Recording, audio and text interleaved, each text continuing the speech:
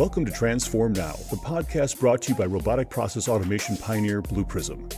Digital transformation has the potential to reshape the way companies service their customers, engage their employees, and manage their operations. Whether you're looking to develop strategies, tactics, and best practices to positively impact the future of work, or you're curious to learn how other companies have successfully navigated their digital transformation programs, then this podcast is for you. We're here to help you transform now. Hello, everyone. I'm Brad Harrison with Blue Prism. Welcome to the Transform Now podcast. Today, I'm delighted to have as my guest, John Rossman, a true thought leader on digital and innovation strategies. John is a former Amazon executive who has authored books on his experience and learnings while at the company. He and I will discuss what it means to think like Amazon in the era of intelligent automation. John, thanks so much for joining me today. Brad, great to catch up as always. So why don't you give us a little longer introduction of yourself? That would be a great way to start. Fantastic. John Rossman, I am a consulting leader. So I work with clients on making change happen, whether that's innovation or strategy and whatnot. I have my own company, Rossman Partners. I was a leader at Amazon. So I launched the marketplace business at Amazon in 2002. So that was third-party sellers selling at Amazon. Today, that's over 50% of all units shipped and sold. And then I ran enterprise services where we ran other large retailers, e-commerce business for them. So that included Toys R Us, Target.com, Marks and Spencer in the UK, a bunch of other great brands.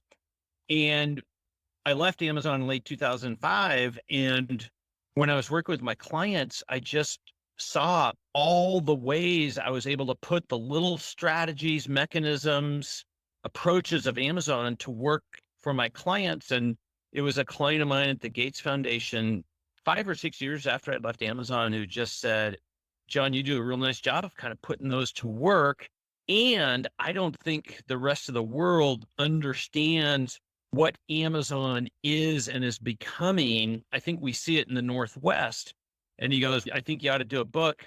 The smartest thing I did was I talked him into being my partner on these books. He had been on Bill Gates, had run his 2 books. He's actually the named author of Satya Nadella's book, Hit Refresh. And so it's been a great partnership with Greg Shaw. And I really say, like, these books aren't about Amazon. They're about what teams and leaders can take from a company like Amazon, which isn't perfect, but what they can take from a company like Amazon to put into their own leadership approaches, their own business strategies, into the way that they work, really to help compete better in the digital era. And that's what I like to do, is help companies compete differently. Awesome. John, you mentioned it briefly, but tell us more about what your specific role at Amazon involved. I think that would be really interesting to hear. Yeah. So I joined Amazon in early 2002 to launch the Amazon marketplace. What's interesting about that story is that in 2002, Amazon's a very small company. For example, that holiday season, holiday 2002, was its first $1 billion quarter. So today, Amazon is a roughly $450 billion revenue company. We had our first $1 billion quarter in 2002. This was going to be Amazon's third approach at a third-party selling strategy. And there had been this thing called Z shops. There had been auctions. And as Bezos said, regrettably, nobody came. And what I think the lesson behind that is, all too often companies have the right strategy. They have a point of view about what they need to do to compete, but maybe the iteration of how they execute upon it isn't the one that's going to work. But they give up too easily on the vision versus changing their tactics. I see companies giving up way too early on really good strategies and concepts and not willing to iterate. It was really difficult for Amazon to afford yet another attempt in 2002. We were struggling. Remember, it was Amazon.bomb, Amazon.org, Amazon.con, and everything, right? But still, and largely thanks to Bezos, he was like, I know I have to get there. This is vital for us. we're going to try it again. And so that was the interesting thing about launching the marketplace business to me, that I came to learn and everything was like, oh, there was a lot of naysayers about this, not just externally, but internally too. I always go to like, hey, what's the one thing, you need? So oftentimes it's really committed leadership, right? And Mhm. to doing something hard, unpopular, risky, like all those things, like that's what leadership is about. Well, In the Amazon Way, which by the way, I have read, it's a great book, although I know you have a new edition out. I'm going to have to take a look at that. In the Amazon Way, you cover Amazon's leadership principles that have defined their success.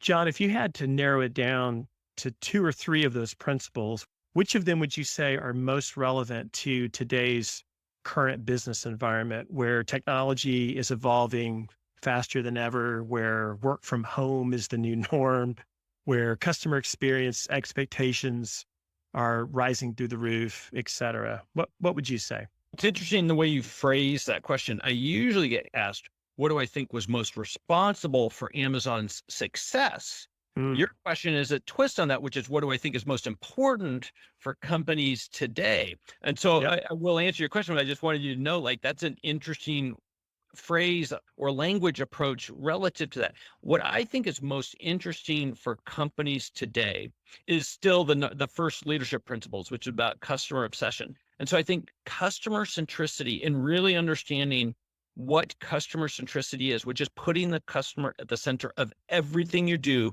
and the willingness to do really hard things on behalf of your customers. It's the willingness to change with your customer as the motivation, and as the customer as the thing that gets you through the hard days and cuts across all your bureaucracy, and forces people out of their little silos in which they tend to operate in. The customer goes across silos, and that's why the customer is a great proxy for evaluate and operate like an owner, like across your enterprise, not just your job title. And I got a great lecture from Bezos one time about not like, hey, your title is one thing, but I want you to operate in a different way. And that was the message, was don't pay attention to the silos we put you in when you're Mhm. working on transformation. I think the other thing that I would take away of those principles for companies today, and honestly, like I could make a case for any of them, but the two I'll highlight today is one is think big.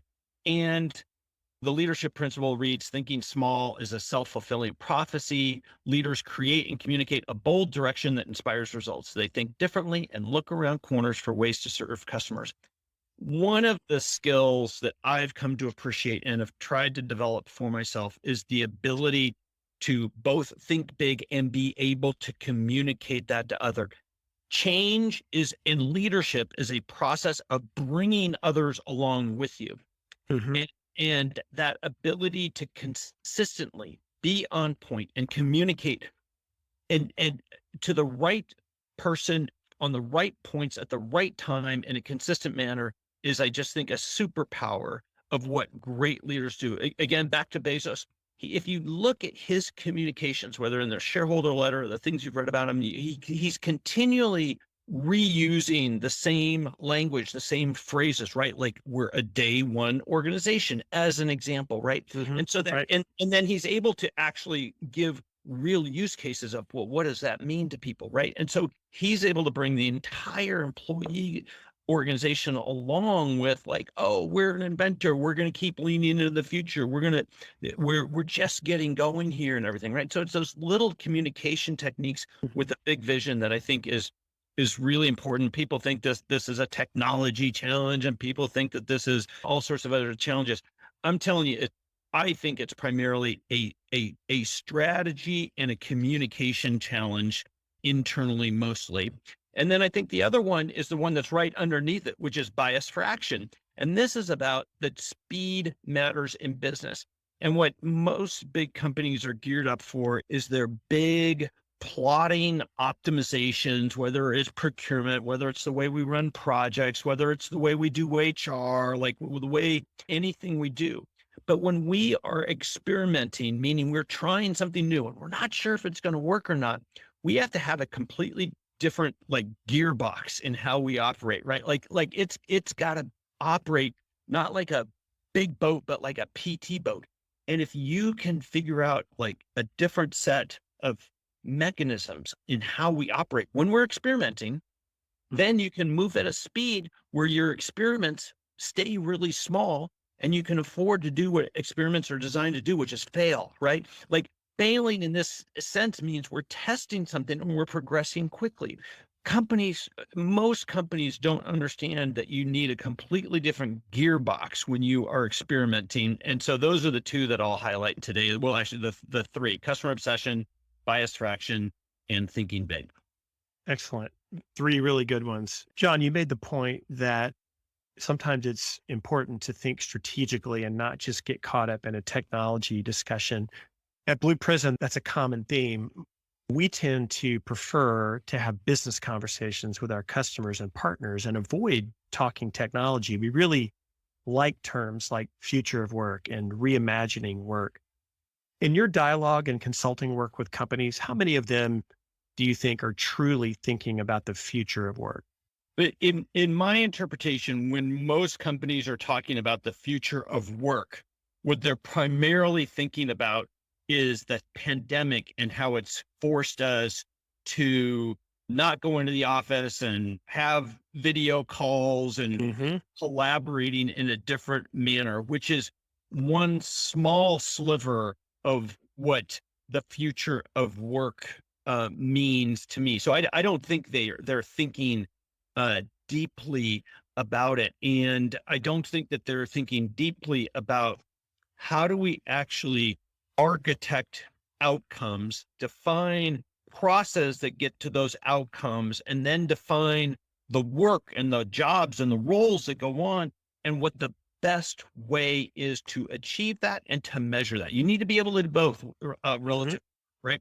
And so I don't think companies are really thinking through how do we compete differently from a speed standpoint, from a cost standpoint, from a scalability standpoint, both for the customers as well as for better operating results by really redefining how work gets done. That's why I'm excited about one essential way to do that, which is RPA, but not the only way.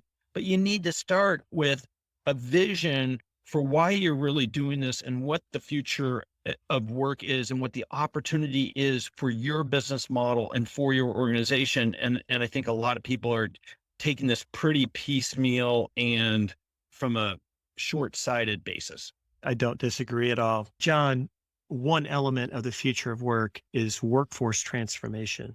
That is, company leaders considering how they can optimize the work delivered by their human workforce and optimize their fulfillment in doing so. How should companies approach this, in your opinion? Well, that's a big question. I think it's really looking at value-added analysis and where is the real value from human interaction and decisions and insight and creativity added, and how do we minimize everything else that goes on in an organization, right? And that helps put people in the best place to not just succeed and add value, but that's where they have fun. That's where they thrive. That's where they grow. That's where the best people want to operate, is in creative value added roles versus highly repetitive activities. Absolutely. So John, in one of your recent newsletters, and I didn't mention this before, but you do have a newsletter called The Digital Leader, correct? At Substack, free sign up, The Digital Leader. That's right. Yep. And in your recent newsletter, you talked about something Amazon released in 2005 called the Mechanical Turk. It was advertised as artificial intelligence. The Mechanical Turk is really interesting to me because from what I read in your newsletter, it was built as a platform to outsource small pieces of work or task to people worldwide. And I find this really interesting because the same thing is happening today with digital labor. We talked about this earlier. The goal is to abstract work from the skills required to do it and then determine the most efficient way to perform that work, whether it's human or digital labor, including AI skills where needed. What are your thoughts on where all this is headed And perhaps you could even give us a little bit more background on the story behind the Mechanical Turk.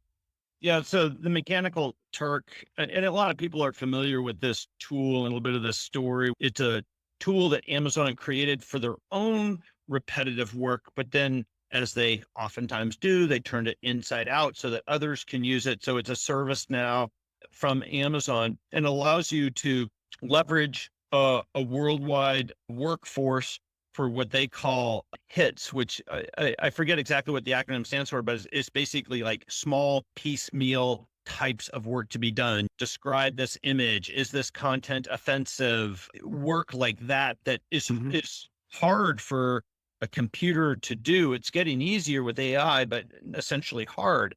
And so Mechanical Turk was just a play on the story of what appeared to be a perpetual motion machine, but actually was not a perpetual motion machine. And I think that that's largely been the story of AI, but that's changing in that we truly are coming into an era where AI is able to pick up on nuances and patterns and insights in data that aren't just difficult, but impossible for humans to be able to do. And so they can bring different insights than people can do. And I'm looking forward to that future. We already see the benefits of it a lot today, but I think we're just seeing the tip of the iceberg relative to how reinventing work and using AI in conjunction with a ton of other things to, again, kind of recognize patterns, gain insights, and make recommendations to help augment people.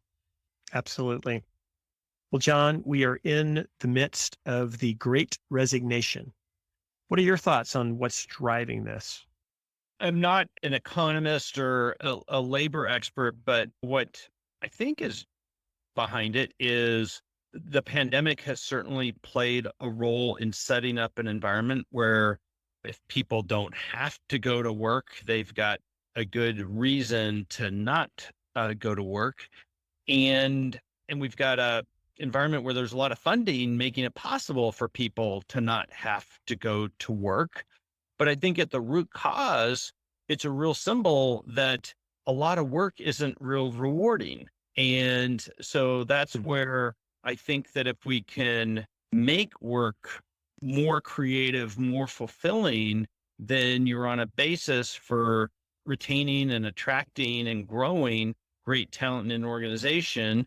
And hence why I feel like as part of a plan relative to this, automating appropriately is part of the answer relative to this. But there's a lot of people who can probably give a lot more data and insight. And I think it depends on the segment of industry and people that we're talking about. But at the end of the day, I think it's kind of the environment has set it up and it's really given people the option of like, do you really want to go work? Now, what I think is short-sighted about this is that I think work, doing tough, challenging, rewarding work is really like one of the keys to happiness. And that we are really setting people up to be unhappy if we create an environment where there isn't valuable work to be done. And so I would be very concerned about saying that, hey, it's great if people don't have to go to work. Like I think that is one of the most fundamental human attributes is the need for accomplishment. And we get that not solely, but a lot of it through our occupations. And I think it's extremely healthy. What do you think is the key to retaining the best employees in this economy where there's so many unfilled jobs and you have the Great Resignation going on? But what do companies have to do to address this? No simple answer to any of your great questions. This is one, but I I think to try to reduce the brain dead repetitive nature of work can be really helpful in retaining talent.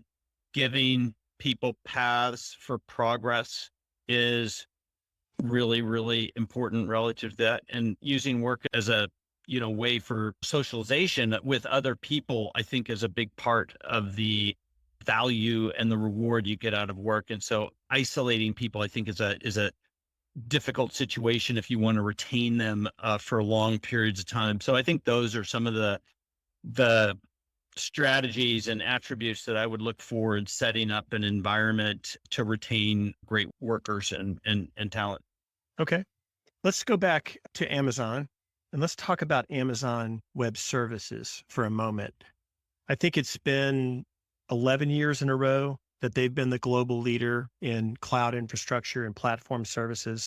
We partner with them very closely, Blue Prism and AWS, so we're very high on them.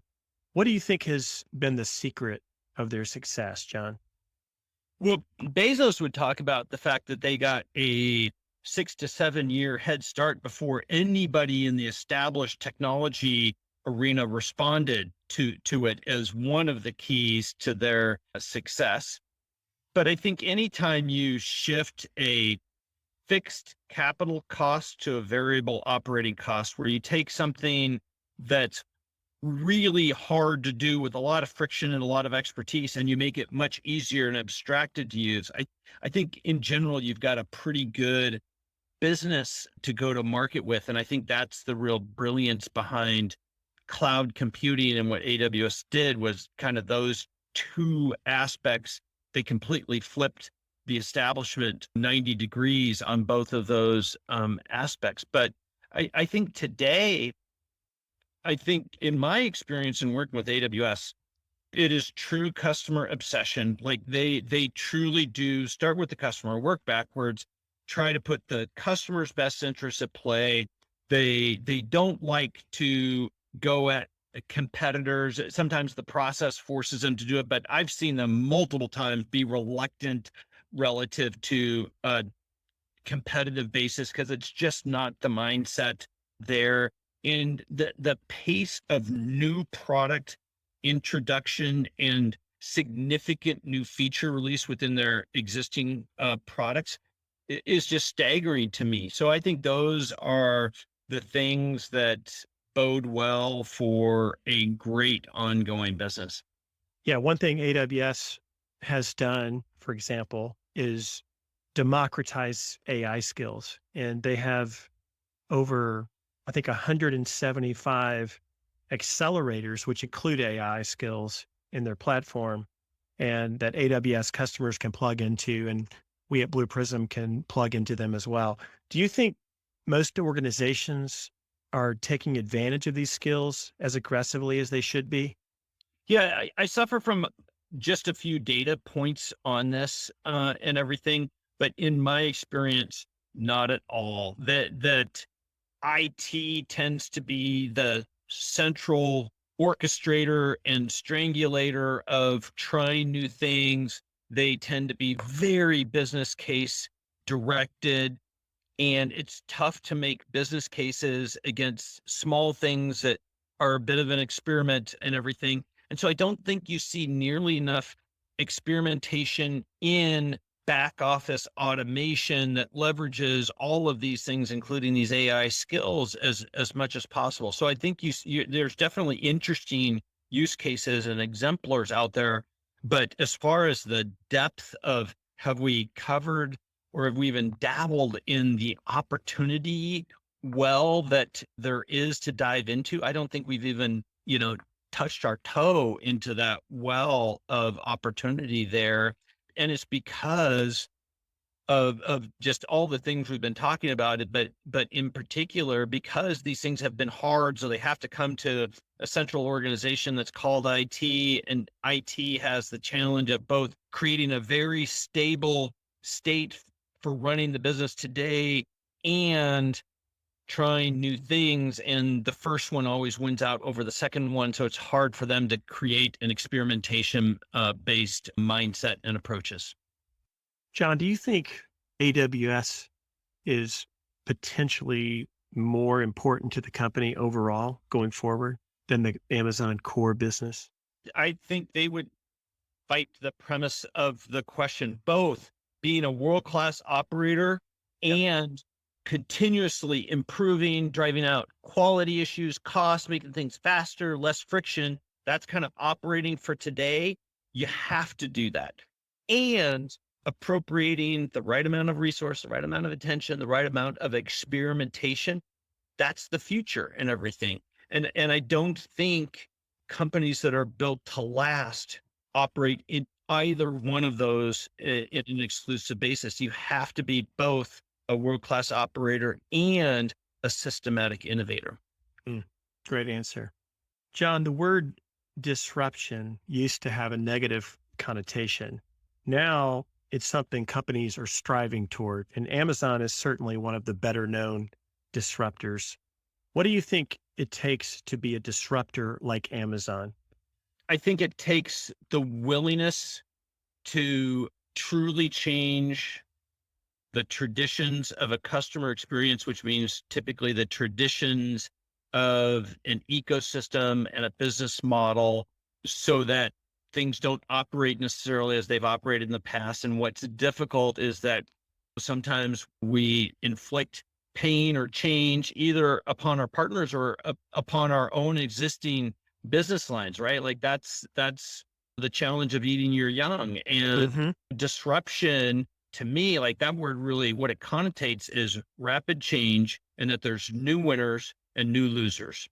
And it's that willingness to really create dramatic change that is what disruption infers to me. And I think especially when you're an established player in a cozy ecosystem and everything, like that gets pretty uncomfortable to do. John, I've got one more question for you. Going back to your newsletter, The Digital Leader, you had a newsletter recently that I really found interesting. It was about digital transformation. And you talked about how there's so many different definitions of that today, many of which are really not that good. But you, in the end, boil it down to two words, which I really, really liked: agility and speed. Can you elaborate more on that? Why do you think those are the two words that really embody what digital transformation is all about? Yeah, and I think the term digital transformation at a high macro level, like it serves a purpose for aggregating all of these other concepts and strategies and technologies and all that. But I don't think it's a good level to operate at as a company or as an executive, because it means too many things to too many people. And so you've got to have multiple layers of definitions and communications strategies. And so I just kind of took the next click down from, well, what's transformation? I think it really is kind of back to this concept of speed, which if you think about the attribute of speed, that's really efficiency, right? Repetitive motion, highly predictable, highly efficient for outputs and for quality and for costs and everything. Well, that's operational excellence. And so to transform, you have to keep a keen eye and the investments necessary to continue to improve your operating basis. Secondly, if you think about the attribute of agility, well, agility sounds like speed, but it's actually completely different in an athlete. Agility is the ability to sense and make change happen, right? Sometimes big change, sometimes small change. Well, what does that take? Well, that takes you have to be aware of your surroundings. You have to be a student of what's going on out there. And then you have to have the ability of like, oh, how do you intake? How do you try something? How do you actually make change happen?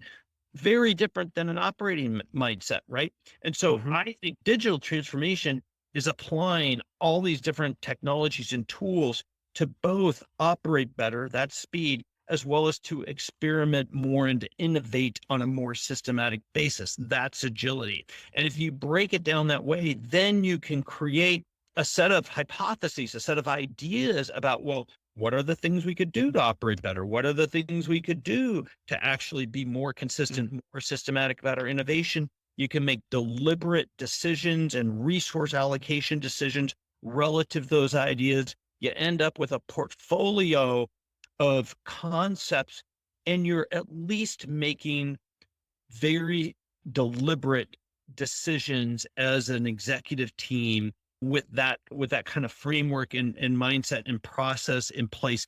And I think that's what you're then on the path of true transformation in operating better and innovating more consistently. That's an excellent way to wrap up. So, John, thank you so much for your time today. It's been a pleasure talking with you as always, and be well. Brad, thanks for the opportunity. Thanks for tuning in to Transform Now. For more insightful discussions on digital transformation and more, check out our podcast channel where you'll find all of our previous episodes. To make sure you never miss an episode, subscribe to the show on your favorite podcast player. And if you like what you heard, please leave us a review.